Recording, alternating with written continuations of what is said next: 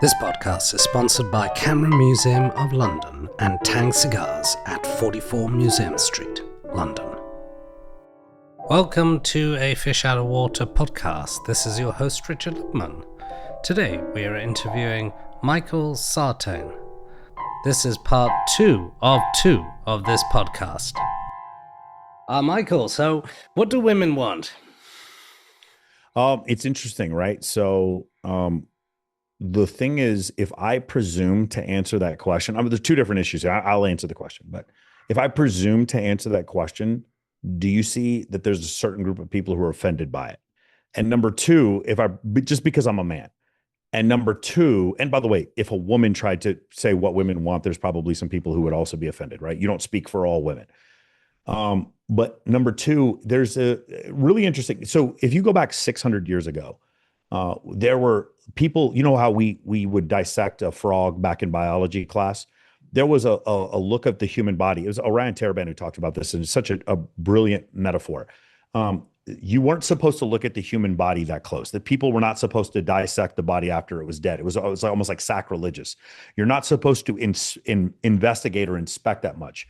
When it comes to relationships between men and women, it's almost like a moral affront when you look that close. Does that make sense, Richard? The problem is not the answer. The problem is that if you look too closely to ask the question, there's some people who don't like that. Does it make sense? It's better if it's a mystery for some people. What do women want? Women want, higher status and better sexual selection of men that they can procure that will help them in the future with their progeny. And men want the same thing. Ultimately, from an ultimate standpoint, proximately, what do women want? Every woman is different. Every woman is different. And you're talking about women as a gender throughout history.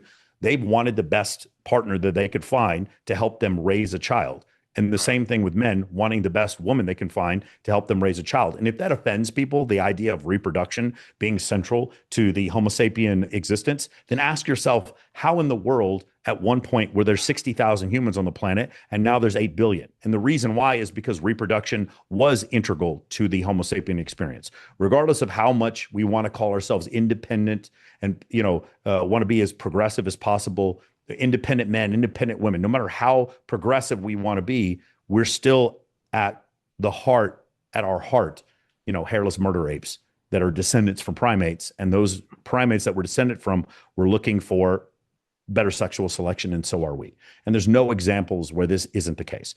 Even women in certain Scandinavian countries, when they start making more money than men, they want men who make even more money than them. Well, if you were listening to a social scientist, that shouldn't be the case. What should happen is as women make more money, they should want men who make less money. But that's not what happens. That's not what happens at all. What happens is when you go into these places, and there's certain industries and certain metropolitan areas where women make more money than men. In fact, I'll bet Las Vegas is probably one of them. Because of the nightlife industry here, the women here make significantly more money than men. In those industries, instead of women wanting men who are poor, they want men who are even richer than them. I use the example, Rihanna was worth several hundred million and she was dating a billionaire. Like that wasn't enough for her. So in general, throughout different societies, women want men to make about 1.6 times as much as they do. And the more the more poverty in the country, the greater that disparity becomes. And so again, we wouldn't see that ubiquitously across all societies if it wasn't something based in evolution. So I think that's when you ask what do women want to find the best partner they can. And the problem that happens is we want to talk about what do women want as far as a mate, the thing is, and this is a really difficult thing for a lot of people to swallow, but women want what other women want. Women want the man that other women find attractive. And a lot of women don't like to admit this. And I've said this before a million times, and I know it's controversial, but women don't want a man who cheats, but they want a man who could. They want a man that other women would find attractive. It's the same thing. If I was trying to hire a closer for my sales team, I want a closer that other companies would want. And in fact, if you see, like, for instance, a free agent in some sporting league, whatever, and all of a sudden he becomes a free agent, there's a bidding war for his services. You want to sign the free agent that other teams want. That's basically how it works. It's a function of social proof and mate choice copying. What about the idea of security, women wanting security? So while it is also very important, women will still find a man attractive who does not provide security. So what I mean by that is, so here's a really important distinction, Richard. There's the part that women leave out. Okay. Generally, and by the way, this is not saying women are bad or men are bad. It's just men's, because their attraction initially is so much more shallow. I don't think it's shallow, but that's just a word you could use. Shallow and compared to women's, whereas men are mainly, concerned with youth and beauty when they initially see a woman that they're physically attracted to. Because of that, the things men think that they want in a woman and they actually want in a woman, they align pretty much. Like if a man tells you, I like skinny women with big boobs and green eyes, and you were to go through and look at his search history, that's generally what you're going to find. He's pretty much in touch with that. But often what you'll find with women is they'll say things like, I want a man who's nice and caring, who buys me flowers and is extremely sensitive and is extremely vulnerable. And the part that they're leaving out, Richard, is that they want a man they're attracted to bring them flowers and to be vulnerable, to be nice and sweet. If they're not attracted to the man, then that doesn't matter. And as well as I do, guys who are scoundrels, who provide no protection, who are not kind, who are not good with animals, who don't read a bunch of books, and women find them outrageously attractive. You see them all the time. So attraction is based on something that a lot of times women won't describe for you. What they're describing for you is things that make them feel comfortable, maybe a closer pair bond with the man that they're already attracted to, but they always leave the attraction part out. What is the thing that makes a man attractive? So if you were to go through a woman's past and find out that she ended up sleeping with this bartender that she thought was hot because he had tattoo sleeves and he was tall, she's always going to leave that part out. But she's going to talk about a man who's kind and intelligent. It's the part that women leave out. And again, it's not because women are bad. It's because the way their attraction works is not as in alignment with what they actually do, as opposed to with men where it's almost exactly the same. And there are examples, right, of this. What do you mean? Yeah, I mean, there's tons of examples of what you just said. There's tons of examples. Yeah, I mean, I have women frequently. One of the classic cases, I had a woman come on my podcast and explain to me that she was a sapiosexual and liked men who are intelligent. And I was like, first off, you don't care about any man who's intelligent because your last two boyfriends were a male stripper and a VIP host. Like, I know both of them. They're both male models. You don't care about it. And she looks at me and goes, yeah, you're right. And then I was talking to this other girl and she's like, I want a man who's kind and nice or whatever. And it's like, well, describe your ex to me. Oh, my ex was a narcissist. And I'm like, what? Like, how does that make do you not see how that doesn't align? Like, it's one of these things where they keep telling you the things that they want in a man. And then you ask them about every single one of their previous relationships. And it's very clear the man was just like, he had a lot of other women chasing. He had boundaries. There are things that she keeps leaving out when it comes to attraction. And so if you just pay attention to what people do and not what they say, the self-reporting part of it, what they call in literature, unreliable narrator. If you just pay attention to what people say and not is essentially pay attention to what people do and not what they say, you're going to find an answer that's much closer to the truth. And by the way, I say the same thing for women.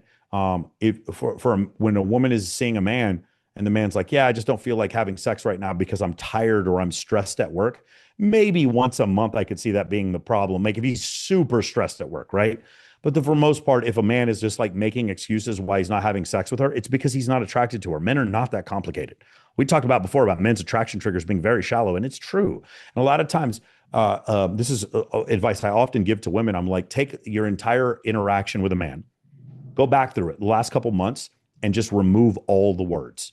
Well, he said he was going to come over and he told me he loved me and he couldn't wait. He told me he couldn't wait to introduce me to his mom. And I was like, okay, go back. What did he actually do? It's like, well, he said he was coming over and he didn't.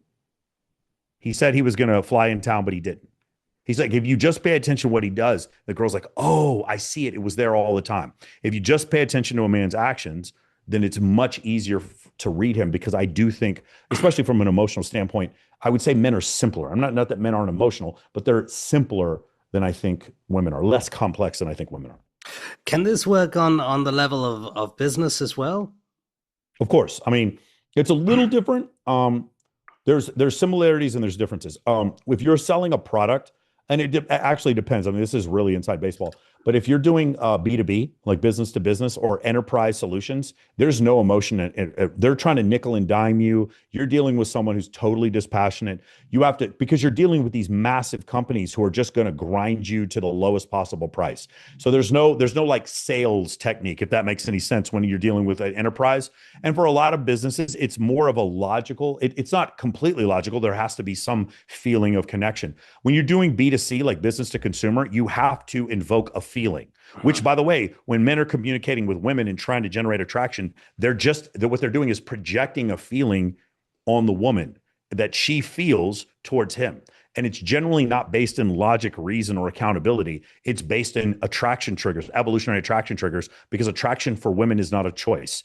Attraction for men is not a choice either. Attraction is not a choice. So it's one of these things where when you're able to evoke that feeling in a woman, then she feels attraction. So in that case, it is kind of similar to business when it comes to persuasion, but it's also a little different because I also, found that with women generally trying to convince them using logic or reason or accountability or deduction or any of those things in order to try to get a woman to be attracted to you is kind of a fool's errand. On your X profile, you write, the reason women tell you just be yourself is so that they can pick out who the losers are quicker. Yeah, I absolutely stand by that. It's one of these things where I want you to consider in the dating marketplace, if young, attractive women hold the highest standing, then that means the status quo benefits them. Does that make sense? And we see this in all kinds of societies. Societies where the status quo is benefited, those people are going to defend the system the hardest, right? So really attractive young women are going to tell you, just be yourself. Why? Because if everyone is honest, then it's easier for them to see who the winners and who the losers are. But for instance, Richard, if you were to take a class with me and I would make you incredibly, not to say you're not, but to make you incredibly humorous and charismatic. If I were to teach you how to network with a bunch of very high status people in your community, and when you went on a date with a girl, the whole thing was set up in a way to where everyone was like, hey, Richard, what's going on? You had a ton of social proof.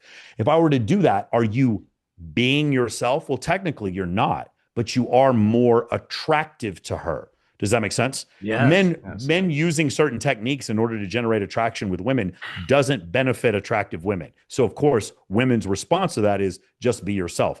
It also doesn't benefit really good looking men. And you'll notice that the dating coaches who tell you just be yourself that are men are always really good looking male model type of guys.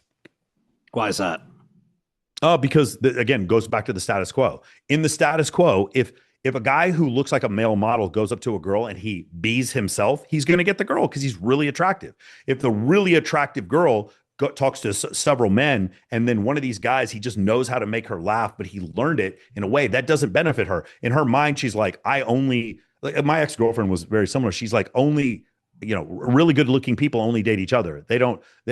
These unattractive guys could never get a girl like me. That's what she felt like, and not recognizing that, like, she was way more attractive than I was, but she didn't recognize that there were attraction triggers that I was able to invoke. And because she didn't recognize that, she was kind of blind to what was going on. There's a saying, privilege is invisible to those who have it. It's one of these things where like really attractive women don't have to work in order to get men to come after them and chase them. That's a really good societal structure. Imagine if this is one of the things why women, when they're middle-aged, really don't like the idea of a sexual marketplace, because they're losing power in the sexual marketplace once they turn 40, 45, 50. When they do that, and so what they want to do is deny that there even is a sexual marketplace. But when they were 23, they didn't have an idea. They didn't have a problem with this idea. Instead, because in the status quo of a really young, attractive woman, she's going to get the most attention from men. So if you want the status quo to stay the same, the best way for you to do that is for everyone to be honest and for you to just be yourself. Because if you aren't yourself, then a hot woman might accidentally get with a guy who's not super attractive. That's the reason why. What's your take on dating older women? Is it the same? I mean, definitely. I would say in my 20s, that was something that I actually enjoyed. It wasn't, but I mean, I was really young, and I remember dating women who were older, and it was fun. It was a lot of fun. I haven't dated someone older than me though in probably 25 years. In general, it's not something I have a ton of expertise in, dating older women. But I will say in general, Most men, especially if they climb the socioeconomic ladder, want to be with someone who's younger than them. Most women report wanting to be with a man who's older than them. So, and the funny thing is, when they do those studies in societies where there's a greater disparity, like a socioeconomic disparity, the age difference between men and their wives increases. Also, in different societies, as men climb the socioeconomic ladder, like meaning become wealthier, the age disparity between them and their wives also increases. And these studies, where can one find them? Just look up. I would use Perplexity, ChatGPT, or Grok, and just say, "Hey, can you find an evolutionary psychology study that goes over the age differences between men and their wives, the preferences, and the actual marriage statistics on that?" And you'll find a lot of the data there. How would you define sort of exploitation versus flirtation? Do you think there's a fine line between both? No, and I'll tell you why. And I know the pickup community is like really has a deep history in London. The idea that you're talking about when it comes to exploitation, I assume you're meaning like men saying exploitative things to women to like try to manipulate them. Okay. PUA So the training thing is, was one of them. yeah, Richard, correct. whom I met, we were going to do there was a series with an Australian broadcaster Yeah, that I was going to be involved in, but it didn't happen. It would have been fun. UMP. Yeah, You're talking about Ultimate Man PUA. Project. I think this is PUA training. Richard, Richard Rambler. I think so. He wrote a book. Okay. So I don't think any of that stuff works. I'll just be honest with you. Yeah, Okay. I don't. So I'm a social circle coach. I'm not a pickup artist. Is another thing. I believe in that article they kind of connected me to the pickup artist community. That's right. I'm not a pickup artist, never been a pickup artist. In fact, I'm not even red pill. I'm red pill adjacent. He conveniently left out the part that most of my friends are female and that I work with a domestic abuse charity and try to pin me, to pin me up to like some mass murderer. Like that's how like from a literary standpoint, how incredibly lazy that article was. And to be fair, you want to know something else, Richard? I'm disappointed because I wish it had done better. Because again, when I saw all the publicity that Owen Cook got from that book, The Game, I had kind of hoped that this article would do better, but it doesn't seem to like be doing well at all. So the thing I'll say is going back to this, I don't think that I think women, especially with the internet, the way it is now and how people can share techniques and experiences, I think the idea of using some of the stuff from the pickup community, I don't think works very well. The other thing is, Richard, I'm going to say this. There's an article, you should look this one up. 5 nightclubs every week are shutting down in London. And the reason why is because women in general are just not going out as much. People in general, younger generation is not going out as much. They're not drinking as much. But women in general, and more specifically, really attractive women are not going out to nightclubs anymore. They're just not doing it. And I have one of my friends who's like one of the most former pickup artists in the world. And he even telling me the same thing. He's like, these beautiful women are just not out here anymore. It's just not very common to see them. I think what you're referring to as far as the exploitative stuff is some of the direct game stuff that some guys do in the pickup community. Touching and stuff like that. By the way, let me say this. I'm not saying it. I said before it doesn't work. Let me reiterate that. I think it's inefficient. I think it's very inefficient. Is it morally questionable? I don't think it's as morally questionable as people make it out to be. I really don't think most of the guys that I've seen in the pickup community are just good dudes. They're just like, trying to figure out women. But I do think that it's incredibly ineffective in comparison to doing something like creating a social circle of cool people, men and women, where you guys go out and do things on a regular basis. So the weekends, you might go wakeboarding. You might have everybody come over for a card night. You might have a Taco Tuesday. You guys might all go to a concert together and have a large group of men and women that way. I think that's a far superior way to end up dating a beautiful woman than going and doing, tactics as far as pickup is concerned. Study by Lucy Hill in 2015, where she looks at the correlation between attractiveness in a couple and how long they've known each other before they started dating. So they would ask, when did you meet? When did you start dating? And then they had the people in the course, or the other people in the researchers rate the attractiveness of all the people in the group. And it was from like +3 to -3. I believe at the 1 month mark, the people, when they got together, if they got together after 1 month, the correlation of attractiveness was like 0.72. But when they got to the 9 month mark, Richard, the correlation was zero. Meaning the guy who was the 5 could date the girl who was a 10 if they had been friends with each other for 9 months, i.e., social circle. So that's why I say I think the social circle thing is far more prevalent. I also I host Swimsuit USA's World Championship in Mexico every year, and it's girls from all over the world that come and compete. It's a swimsuit competition. It's a pageant, and a lot of these girls tattoos, no OnlyFans, don't have a huge social media following. And when you ask every single one of them, they don't meet people through dating apps. They've never dated a guy through cold approach. Every single one of them told me that they met a guy either because they saw his Instagram or because a friend of a friend introduced them. You guys can check that video out on my YouTube channel. That video pissed a lot of people off when it came out because it kind of debunks a lot of the pickup stuff that a lot of people were doing. And I'm not saying the pickup stuff never worked. It definitely worked 20 years ago because people were going out more and social media was less prevalent. I'm saying now because of social media, the pickup ideology of like your main source of meeting women is cold approach. I'm not saying it's wrong, but I am saying it's less efficient. And if you don't believe me, just go look at the 200 testimonials on my website, moamentoring.com/testimonials, or you can just look at my IG. Like it's obvious. Like there's no way to compare the difference between the two. One is arithmetic and the other is geometric. Does one create a social circle, or does one go into a social circle? I mean, how's this? How You can do both. You can adopt. You can have social circles with. They can be concentric circles where parts of them overlap. That definitely can happen. So I have social circle. There's a bunch of podcasters that I go visit in Miami once a year.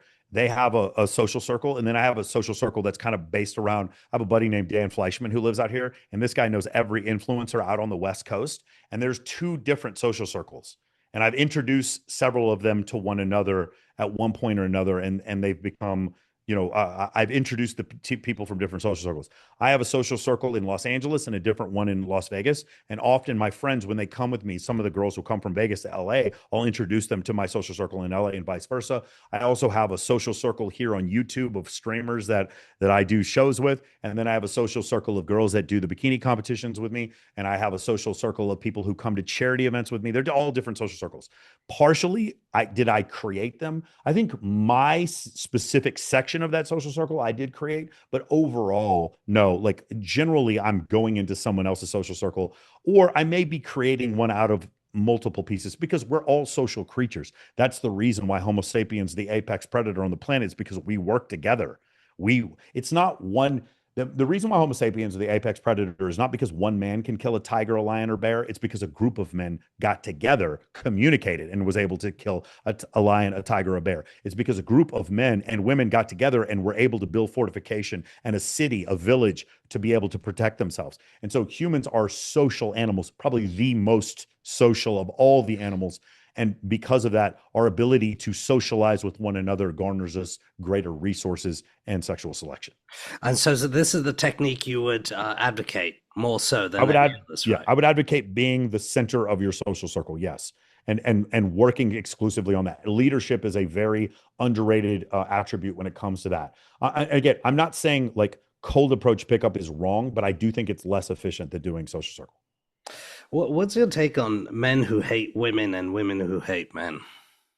Uh, the men who hate women, I do think is more of a defense mechanism. I think it's one of these things where it's a way to protect themselves from a certain level of rejection. Like I've said this before, if you see a girl on my show and you call her a slut, but she wouldn't sleep with you, what does that say about you? And I think a lot of guys just spew out the pejoratives because they want to protect themselves. I also think the idea that men hating women is a little bit exaggerated. Meaning, like, there's some guys who have a criticism, like, "Hey, I don't want my girlfriend to go on to have sex with random dudes on OnlyFans." That doesn't mean you hate women just because you criticize that. I do think it says a lot about our society. One of your country women, Bonnie Blue, had sex with 1,000 men in 24 hours. And for me to say, hey, I think it's really fucking weird that 1,000 guys lined up to have sex with her. I think that says a lot about men, and I think it's kind of gross that they did that. Someone might interpret that as me saying I hate women. I don't hate women. I can be you can be critical of people and not hate them. So I do think, like for instance, Mia Khalifa saying something like, "It's actually worse to join the military than it is to do pornography. Her saying that, I think, is absurd. That doesn't mean I hate her or I hate women. You can be critical of your gender or the opposite gender, and it doesn't make you hate them. Now, going back to women who hate men, I think it's also a protective mechanism. I definitely found there is a study. It's at the end of Dr. David Buss's book, his evolutionary psychology textbook, where he goes over the fact that the more unattractive a woman is, the more likely she is to be a feminist. Or rather, feminists tend to be more unattractive women. Yes. Do you think the election of Trump has changed the landscape in terms of male-female and trans relationships in America? No, I don't think it's changed the dynamic between male and female engagement, because that is a function of Charles Darwin. That's not Donald Trump. But do I think it's changed the way people are going to be viewed on social media? It definitely is, because the more you allow, so you can't really have it both ways, right? You can't tell women they can't get naked on the internet and then at the same time advocate for freedom of speech and freedom of expression. So I think what you're going to see is it's a double-edged sword. For a content creator like me, it's going to be harder because of some of the legislation the Trump administration has proposed, which is the complete polar opposite of the way it works in your country. In your country, you guys have censorship laws when actually people misgender them or use homophobic slurs, they can be arrested for hate speech. There's been, since 2003, I believe, over 5,000 people have been arrested due to the censorship laws in the United Kingdom. In fact, Richard, I wouldn't be surprised if somebody comes after you for me saying that in this video. There's also, in the United States, we don't have the same issue. In the United States, generally the progressives want to censor people, what they say online, and the conservatives want like ultimate freedom of speech, even when it's stupid speech. Like I don't agree with flat earthers, but I don't think they should be deplatformed. And so I think it's a situation like that. So if you agree with complete and total freedom of speech, then that means when Sophie Rain makes $59 million on OnlyFans, you can't do anything to stop it, and you shouldn't even try. And you may say, well, that's a horrible commentary on humanity, and you might be right. I do think that $59 million could be used to feed a lot of starving people rather than an 18-year-old girl living in a bop house in Miami. Nicole Bergoli, who's being abused by her boyfriend, he hits her and he cheats on her. And this woman's made like $42 million in a year, $39 million in a year on OnlyFans. I do think there was probably better uses of that money, but I also don't begrudge women for wanting to make money on OnlyFans because it's a free market economy. I totally understand this is the arena we're going to. And at the same time, while I can completely and totally, without any judgment, appreciate the fact that a woman wants to make money doing that, if a woman wants to have sex with multiple men on her OnlyFans, I have the right to not date her. Did you vote? And by the way, that doesn't mean I hate women. Sure. That doesn't mean I hate women. Did you vote? Did you vote for Trump or did you vote for? So I'll tell you, I wasn't going to vote. Democrats. And what happened was Donald Trump gave a speech where he talked about making certain that that social media companies were going to have to give you the right to a speedy appeal process, and that your appeals were going to have to be reviewed by a human being, and that the companies had to tell you exactly why your accounts were being suspended, and that government agencies, I don't know if you've seen, but like government agencies in the United States have actually asked social media agencies to suspend certain accounts on different platforms.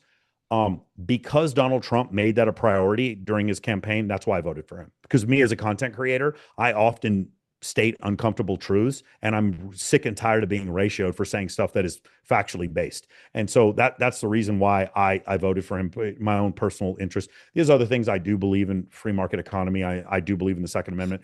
I am a little bit more, and I also am very much pro free speech. I'm a little bit right of center, but I'm not I wouldn't call myself a Trump supporter, but I did vote for him. What's your take on Elon Musk and the Trump feud? Do you think that's engendered a lot of toxicity in the States, or is it just being made a big deal of just to avoid certain agendas and issues being sort of funneled down the chain a bit? I think it's more of a function of their cartoon. They become cartoon characters. They become caricatures of themselves. I don't. When I listen to Kanye West, it's not, agree or disagree. I just see a person who suffers from mental illness. I've seen the videos, I don't know if you've seen him, of him just talking to himself, walking up and down the street. He says things like slavery was a choice. Like he just says things that are, the Austrian painter invented the microphone, whatever. I don't, he says things, and it's one of these things where I just kind of smile and recognize that I'm looking at mental illness. I don't hate Kanye West, but I just recognize that. When I look at Elon, while I do think he's one of the smartest men in the entire world, I also know that he uses a lot of ketamine and Adderall. And I think this is a situation where that's gotten the best of him and caused him to make some decisions that were a bit rash. For him to, like, for instance, the tax credit for, I would like to buy a Tesla at some point. The tax credit for electric cars that the Trump administration is repealing. Well, the reason why you had that tax credit in the first place is because those cars were outrageously expensive. It's because they were in development. And now over time, once you have economies of scale, the prices of the electric drivetrains should come down over time. And then you shouldn't have the US government subsidizing it. That's a conservative belief. And so for Elon Musk to be that offended because of that, I thought was a little bit surprising. It was a little surprising. It makes me sad because I am a fan of Elon Musk, very much so, but just his ingenuity. I think the things that he has built in this world are very important. The supply chains and SpaceX and Tesla are incredible. The fact that he's able to manufacture so many of those parts in the United States is an incredible testament. The fact that he's able to cheaply or much less expensively put cargo into space is incredible. Put cargo into orbit and take it to the space station is absolutely incredible. When it comes to things like Starlink, and when it comes to, the thing about Twitter is, even if you don't like Twitter, it's sort of a backstop for freedom of expression, if that makes any sense. Meaning, like, if other platforms start censoring people, those people now can go to Twitter, which then makes Twitter more of a viable place than those other platforms, which is why you've seen places like YouTube and places like places like Facebook really loosen the reins when it comes to censorship. And what about the Trump social media platform? That's a bit more regulated. So I don't really have any experience with True Social. It's interesting to me. I think Trump is a politician. He says things that are, that he's a salesman, and he says things that are salesy sometimes. I don't know. There's a lot of different places I can go with this, but Gavin Newsom today came out and said that he was going to sue the Trump administration for calling in the National Guard because the crisis in Southern California was manufactured and the riots are under control. And then you'll see these videos of like numerous people throwing rocks and bricks at police officers, and it clearly isn't under control. I've talked to several people in Los Angeles. They say parts of the city are continuing to burn. The fact that Gavin Newsom can say something like that with a straight face shows me that he has no regard for his constituents. And I have no idea how the people of California have not gotten rid of that man. It's unbelievable to me. And so, do politicians exaggerate for their own benefit? I would say on both sides of the aisle, they do that.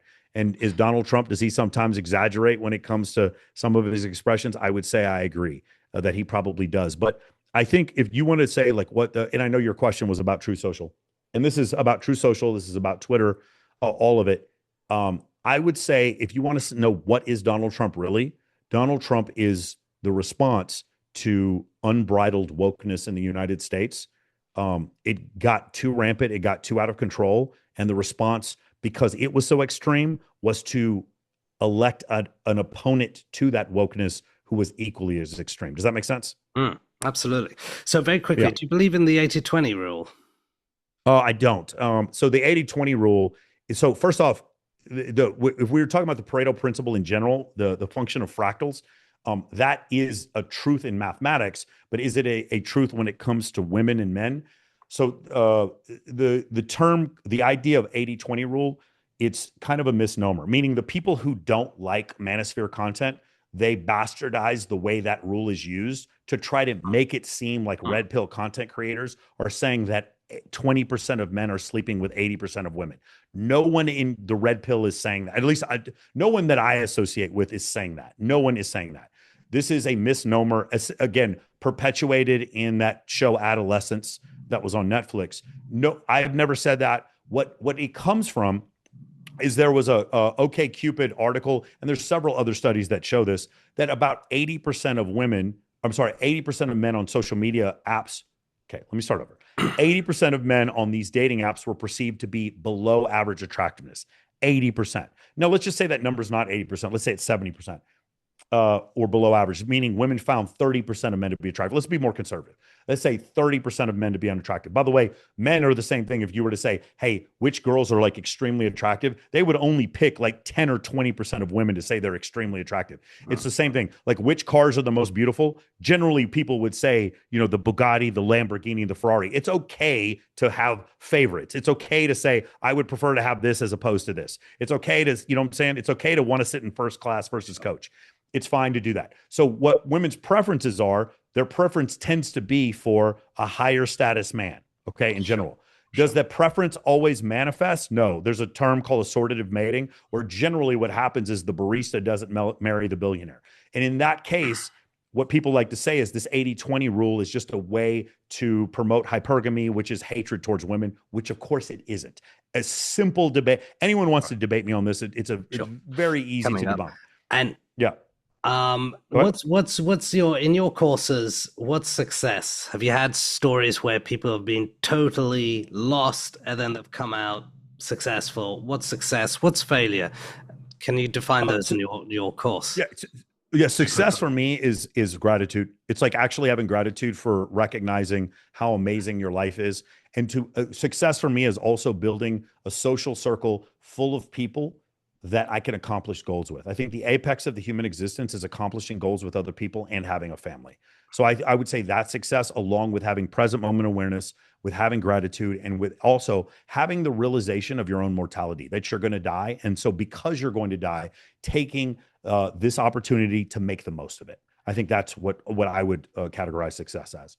Well, what are the major challenges of the course that you've experienced with participants? It works so incredibly well that sometimes my copywriters have a hard time writing the copy because they think it sounds fake. I have a guy who's 4'11" in the course who's dating beautiful women, and I show pictures of it and people cannot believe it. I have clients that are overweight, clients that are in their 60s and 70s who are able to attract beautiful women, and it's undeniable. There's no way to deny that it's true. I have grandfathers in the program who are like dating beautiful women. And because you see the irrefutable visual evidence of it, it makes it difficult sometimes for us in the sales process because it seems too good to be true. But the thing that it's not too good to be true, it's just a lost art. The understanding of attraction triggers is something that was lost in part because of social scientists and behaviorism, basically superseding evolutionary psychology.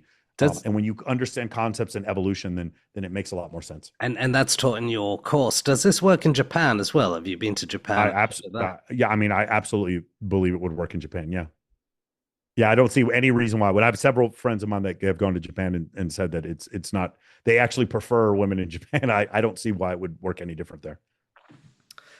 Oh, any final comments? Future plans?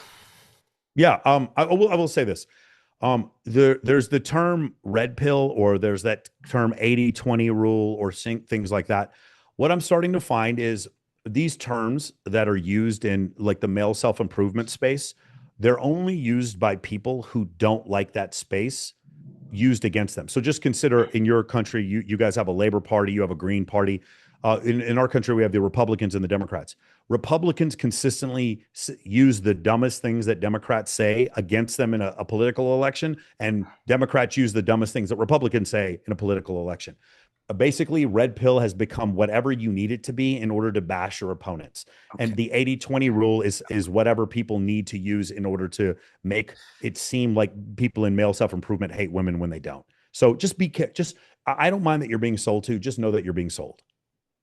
And very quickly, we've got about 30 seconds left. Social media, is that a good thing? Is that going to help people make social connections, do you think? Or do we have to meet each other now in person? Yeah, so here's the thing. The answer is it doesn't matter because it's not going away. It does. It's just like the questions about OnlyFans or pornography or sex robots or whatever, we're only going in one direction. So I think it's time for you to get used to it. It's time for people, regardless of whether or not you think social media is good or bad, you better get used to it. What about AI? AI is it's same kind of situation. AI is going to implement itself even faster than social media did. Social media had about a 15-year run. AI in about 2 or 3 years is going to be the norm in almost everything, including dating, right? It's going to help with dating. But I also could see, people having synthetic dates. All right. With androids. Thank you very much. All right, man. Cheers. Thank you, Richard. Thank you. Bye. Take care. This podcast is sponsored by Camera Museum of London and Tang Cigars at 44 Museum Street, London.